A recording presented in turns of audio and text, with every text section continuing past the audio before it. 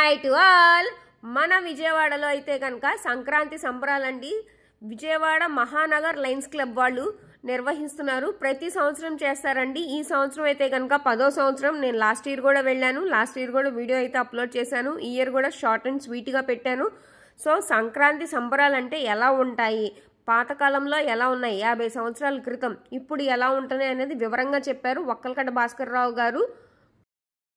వివిధ భాగాలుగా డివైడ్ చేస్తే మన ఖండంలో పోర్చుగీసు, సౌత్ ఆఫ్రికా, మనము, అలాగే శ్రీలంక, అండమాను ప్లస్ చైనాలో సగం భాగం, బంగ్లాదేశ్, పాకిస్తాను అందరం కలిసి ఉండేవాళ్ళం.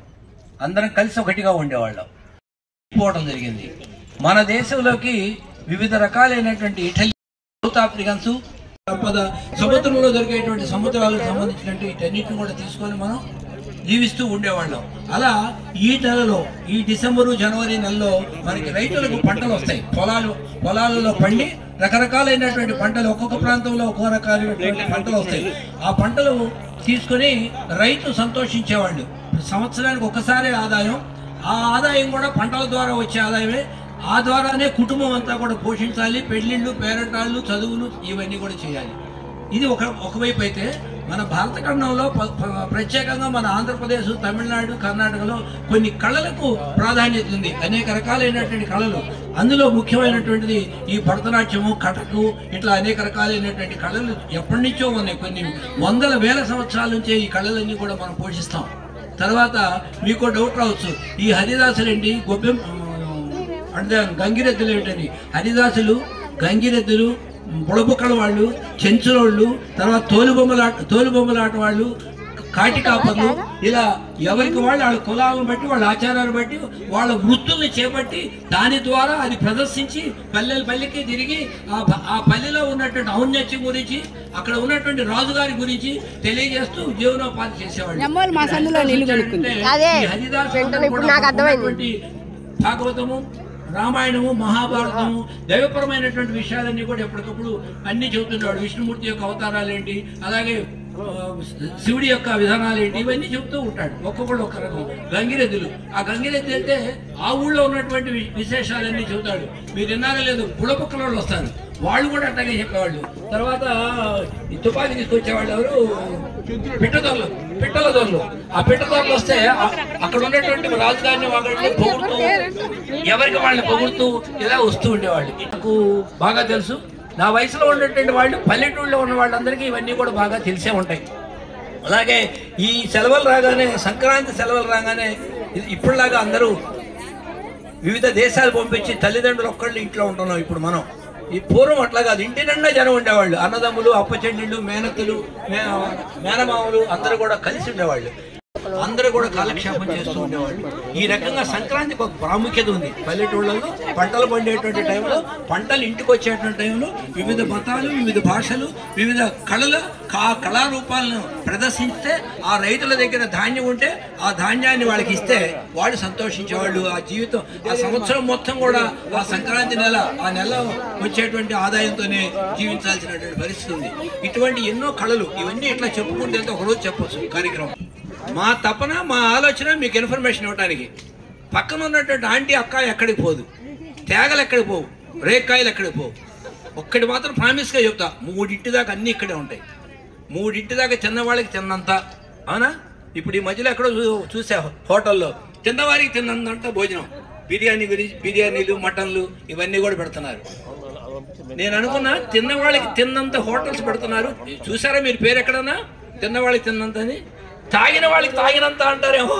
పిల్లలందరూ పుట్టేడికి వెళ్ళిపోతారు, వాడు ఫుల్గా తాగి అక్కడే పడుకుంటాడు, ఇంటికి రాడు కదా అని అనుకుంటుంటాను నేను. సో అయితే ఒకట్లేండి, ఇప్పుడు చాలా మంది లేడీస్ కూడా ఎంకరేజ్ చేస్తున్నారు మగవాళ్ళు తాగి రావడానికి. ఎప్పుడన్నా తాకపోతే ఇటు మగవాడు కాదేమో అనుకుంటున్నారు. అది కూడా కలుగుతుంది.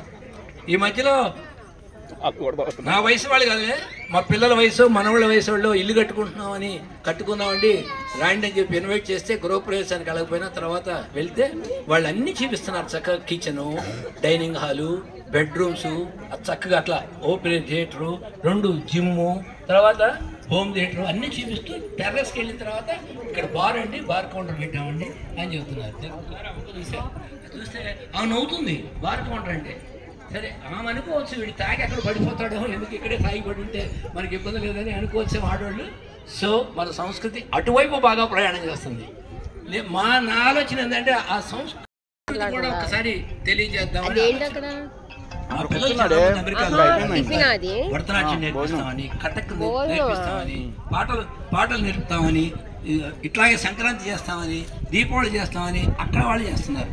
ఇక్కడి నుంచి Europe, America, Italy, Germany, Japan అలా వెళ్ళిన వాళ్ళు. నిన్న రీసెంట్గా పాకిస్తాన్లో హిందూ మత వెంకటేశ్వర స్వామి దేవాలయం ఓపెన్ అయిందంట.